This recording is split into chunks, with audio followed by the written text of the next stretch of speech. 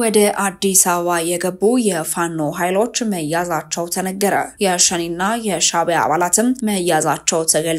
ዝርዝር ጉዳዩን በስፋት እንመለከታለን።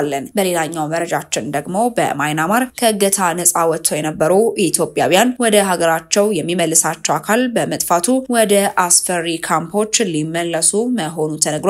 ዝርዝር ጉዳዩን በስፋት እናስደምጣቸዋለን። በሌላኛው መረጃችን ደግሞ ዘለንስኪን በማናቸውም ድርድሮች ውስጥ የማይታለፉ ቀይ መስመሮችን ይፋ አድርገዋል።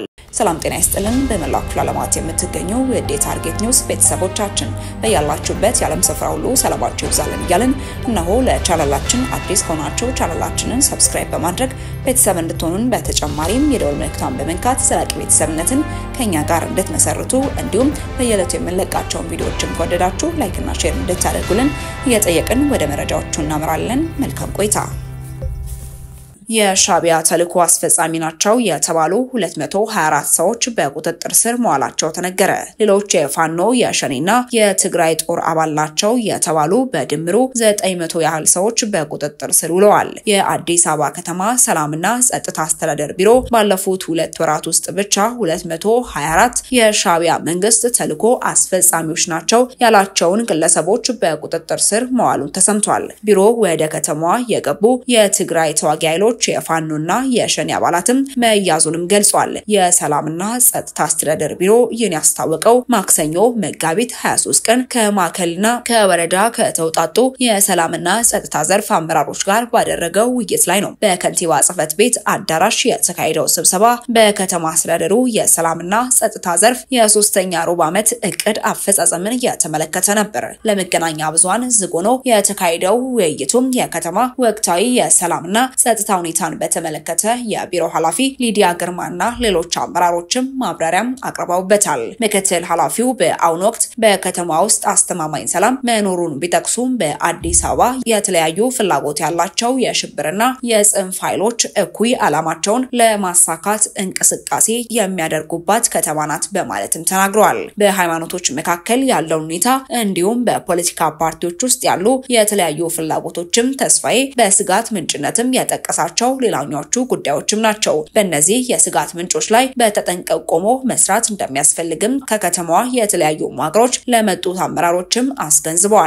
ምክትል ቢሮ ኃላፊው በቁጥጥር ስር ውለዋል ብለው ከዘረዘሯቸው ግለሰቦች መካከልም 356ቱ የፋኖ አባላት ናቸው። የከተማ ሰላምና ጸጥታ ቢሮ ኃላፊ ሊዲያ በስብሰባው ማጠቃለያ ላይ ባደረጉት ንግግርም በብዙ ክፍለ ከተሞች ላይ የሚያዙ ወንጀለኞች ከፋኖ ኃይሎች ጋር ግንኙነት እንዳላቸውና የቡድን የመረጃ ምንጭ ሆነው ሰርገው የገቡ አካላት ናቸው ሲሉም ከሰዋል። ምክትል ቢሮ ኃላፊው ተስፋዬ ባቀረቡት ዝርዝር ውስጥም በቁጥር ብዛት በሁለተኛ ደረጃ ላይ የተቀመጡት የሻዕቢያ መንግስት ተልዕኮ አስፈጻሚዎች ተብለው የተጠቀሱት 224 ተጠርጣሪዎች ናቸው። ሌሎቹ 201 ያህሉ መንግስት ሸኔ እያለ የሚጠራው የኦሮሞ ነጻነት ሰራዊት አባል ሲሆን 106 ያህል ደግሞ የትግራይ ታጣቂ ኃይል አባላት ናቸውም ተብሏል። ተጠርጣሪዎቹ ግለሰቦችም በከተማ ውስጥ ምን አይነት ድርጊት ሲፈጽሙ እንደነበር ግን ኃላፊዎቹ በዝርዝር አላስቀመጡም። ሆኖም የኤርትራ መንግስትን ጨምሮ ሁሉም ኃይሎች በተለያየ ስልትም የመንግስት አገልግሎቶችን ለማስተጓጎል ፊት ለፊት መጋፈጥ ባይችሉ እንኳን መንግስትን ከህዝብ በሚነጥሉ የተለያዩ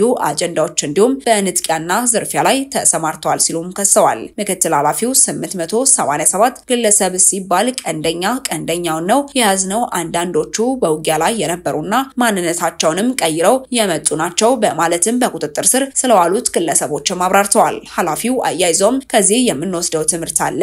አንድ ግለሰብ ሰፈር በሙሉ መበጥበጥ ይችላል። 887 ግለሰብ ማለት እድል ቢያገኝ እዚህ ከተማ ላይ ምን ሊፈጠር እንደሚችል ማሰብ ነው በማለትም የአስተዳደሩን የስጋት ደረጃም አስረድተዋል። በተያዘው የመጋቢት ወር ብቻ በከተማዋ በወንጀል ምክንያት 36 ገደማ ሰዎች መሞታቸውን የቢሮ ኃላፊውም ተናግረዋል። ሊዲያ በቀጣይ መታረም አለባቸው ያላቸውን ጉዳዮችም ጠቅሰው በውይይቱ ለተሳተፉ የሰላምና ጸጥታ ዘርፍ አመራሮችም መመሪያዎችን ሰጥተዋል። የቢሮ ኃላፊዋ ከሰጧቸው መመሪያዎች አንዱ ሰነድ አልባ የኤርትራ ዜጎችን የተመለከተው ይገኝበታል። ከሁሉም በላይ ሰነድ አልባ ከሆኑ ኤርትራውያንና ከትግራይ የቀድሞ ተዋጊዎች ግማሾቹ በተቀናጀ መልኩ ዝርፊያ ላይ የገቡ ናቸው ያሉት የቢሮ ኃላፊዋ ይህ ጉዳይ በደንብ ማየት ያስፈልጋል ሲሉም ለተሰብሳቢዎቹ በአጽንኦት አሳስበዋል። የከተማ አስተዳደሩ በሚመለምላቸው የሰላም ሰራዊት አባላት ውስጥ ሰርገው የገቡ የፋኖና የሸኔ አባላትም እንደተያዙም ሊዲያ አክለው ተናግረዋል።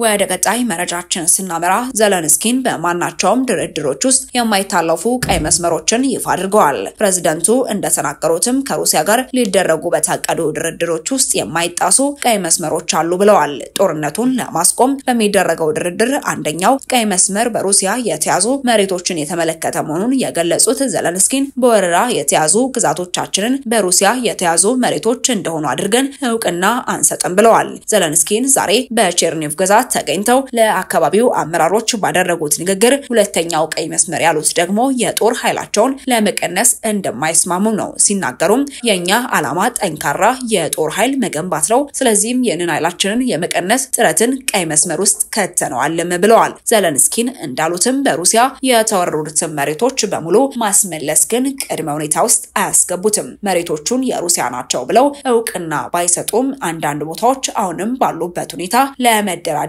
ፈቃደኛ መሆናቸውን ገልጸዋል። ጨምረውም ከድርድሩ በኋላ ወደፊት በዲፕሎማሲያዊ መንገድ እንደምናስመልሳቸው ተስፋ አለኝ ማለታቸውን ሴንሰርኔት ዘግቧል። ወደ መጨረሻው መረጃችን ስናመራ በማይናማር ከእገታ ነፃ ወጥተው የነበሩ ኢትዮጵያውያን ወደ ሀገራቸው የሚመልሳቸው አካል በመጥፋቱ ወደ አስፈሪ ካምፖችም ሊመለሱ መሆኑ ተነግሯል። በማይናማር በእገታ ተይዘው ከባድ ስራ ካለ ክፍያ ሲሰሩ የነበሩ ኢትዮጵያውያን በአንድ የአካባቢው ጦር ኃይልም ከሳምንታት በፊት ነፃ ቢወጡም ወደ ሀገራቸው የሚመልሳቸው አካል በመጥፋቱ ወደ አስፈሪ ካምፖች ሊመለሱ መሆኑ ተነግሯል።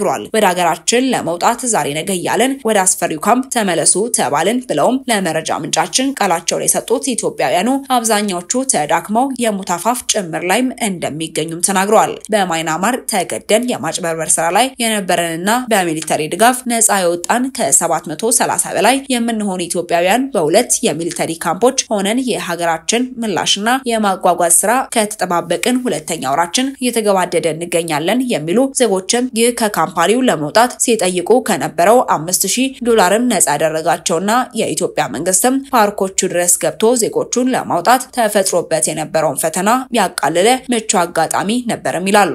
እዚህ ካምፕ በቆየንበት የሁለት ወር ጊዜ ውስጥም በየጊዜው ከኢትዮጵያ የውጭ ጉዳይ ሚኒስቴርና የወላጆች ኮሚቴ ሂደቱ የተሰራበት እንደሆነ በሚደርሱን መረጃዎች የተጽናናን ቆይተናል። በመካከላችንም የቀዶ ጥገና የተሰራላቸው ማገገም ያልቻሉ በተፈጥሮ አደጋ የደረሰባቸውና የሚፈሳቸው ደም አሁን ድረስ ያልቆመ በአንጀትና አንገት ህመም ራሳቸውን ችለው መንቀሳቀስ ማይችሉና ሌሎችም ጽኑ ህሙማን እንዳሉና በቂ ሕክምና ማግኘት ማይቻልበት ጠረፍ ላይ በመሆናችን ሰው እንዳናጣ እየሰጋን መሆኑን ለሚዲያዎችና ለመንግስት ተቋማት እያሳወቅን የቆየን መሆናችን ይታወቃል ብለው ማስረድተዋል። አክለውም ሚሊተሪው የተያዘውን ምግብ ቢያቀርብም ከሃይማኖታችንና ከሀገራችን የአመጋገብ ባህል ጋር ፈጽሞ የማይሄድ የእስያ ምግብ በመሆኑ በውድ ዋጋ በሽያጭ የሚያቀርቧቸው ምግቦች እየገዛን እንጠቀም ነበር። አሁን ግን ሁላችንም እጃችን ላይ የነበረን ገንዘብ ጨርሰን ምግብና መድኃኒት ምንገዛበት የሌለን በመሆኑ ለረሃብና ለጤና ችግር ተጋልጠናል።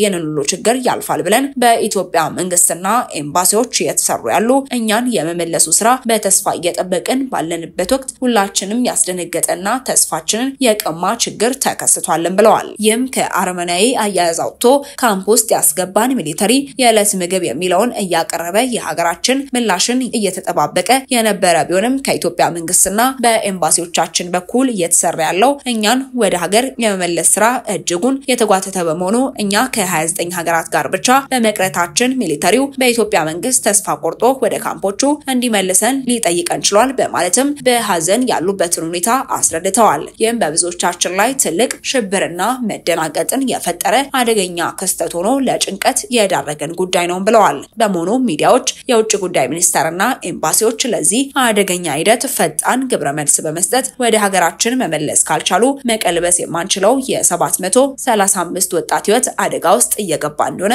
ማሳወቅ እንፈልጋለን ብለዋል። የኢትዮጵያ መንግስት እኛን የመመለስ አቅም የለውም ወይ? መልሱ አዎ ከሆነ ተመልሰን እዛ ካምፓኒ ከምንገባ እዚሁ ራሳችንን እናጠፋለን። የመጨረሻ አማራጭ እሱ ነው። የመጨረሻ ዛሬ ተስፋ ቆርጠናል። ጭንቀታችን በርትቷል። ስለዚህ መልስ እንፈልጋለን በማለትም ተናግረዋል።